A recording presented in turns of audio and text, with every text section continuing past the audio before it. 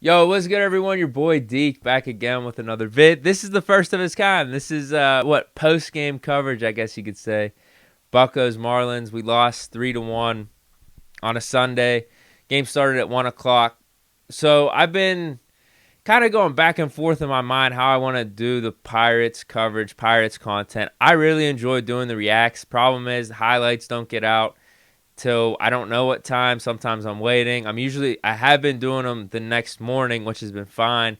But there have been points where I'm like out of town or I'm like completely gone the whole day and I miss a game or two. And then I'm like kind of backlog and then I feel bad. It's like, do I go back and do the game that I missed? Like, I just want whatever I do to be worth it. I don't want to be reacting to a game that I missed, but then all of a sudden the Pirates play the next game and it's like that game's irrelevant.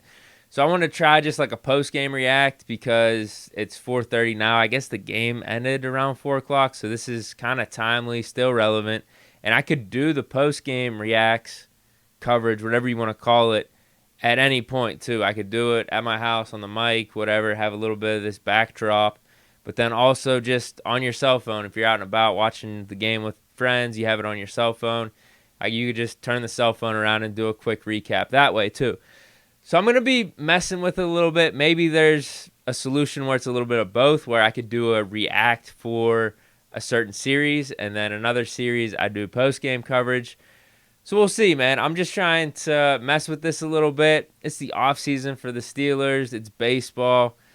I feel like this is a good time to do it. Just let me know in the comments what you like, what you think would be best and whatnot, because I really like doing the reacts.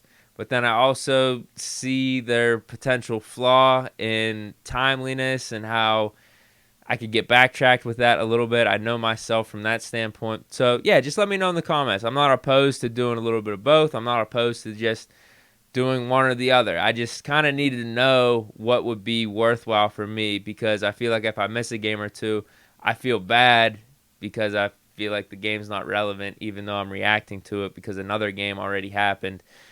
So that's that. The game, though, Buccos score right off the bat in the first inning. Aguilar makes an error, and then Moran gets an RBI in his first game back. So shout out to him. But then in the second inning, Marlins respawn. They're like, all right, we'll even this thing out. He hits a solo shot. Whatever, 1-1. And then both pitchers do really well, especially the Marlins pitcher, Alcantara. He went 8 innings, only let up 1 run. But the sixth inning was really like the breaking point in the game because you have Gonzalez making an error, which is how the Marlins score 2 runs. At least one of those was probably going to score anyway, but they score 2 runs off of that. And then the Buccos in the 6th inning, we get a nice hit from Polanco. We advance Reynolds to third base, 2 outs. Polanco hits a shot to left center field, but Marte makes an amazing defensive play. So that's what it came down to, really.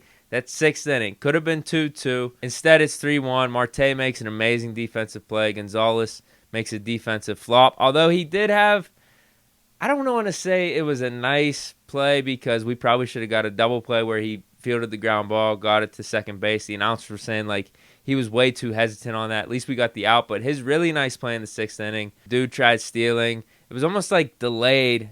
Catcher gets the ball out quick. Gonzalez makes the tag, gets him out. So it was like, even though we didn't get the double play, Gonzalez made up for it there. But ultimately, the error is what cost us in the 6th. Then we still had a chance because the Pirates bullpen balled out Austin Davis, whose ERA was terrible in the pros, but they were talking him up from his AAA outings that he had this year. He gets in and out really quick. And then Oviedo has a really nice 8th inning. 9th inning made it interesting with 2 hits. We had a nice double play.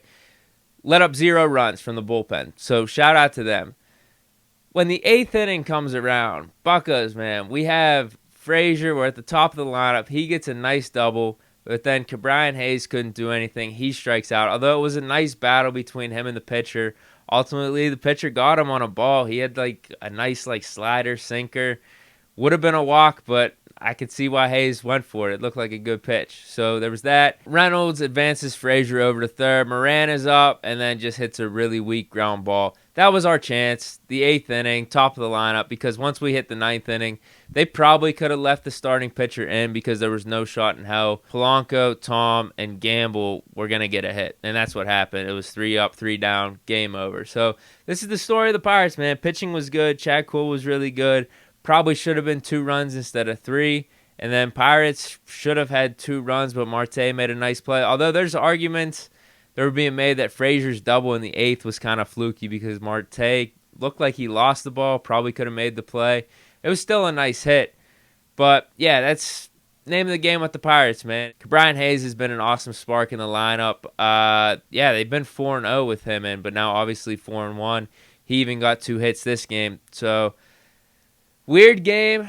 I feel like we should have won that. Marlins were trying to mess around a little bit in the 7th inning, too, by trying to throw Gonzalez out at first base, whether it was from the flyouts to right field or the catcher throwing. It didn't even look like the first base was paying attention half the time.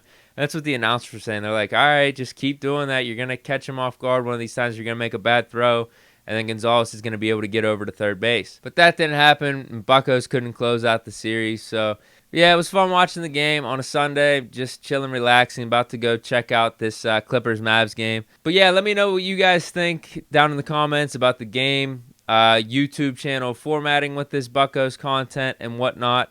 I'm going to be messing around with it a little bit. Hope it doesn't throw too many people off. But, yeah, stay chilling. Enjoy the rest of your day. Peace.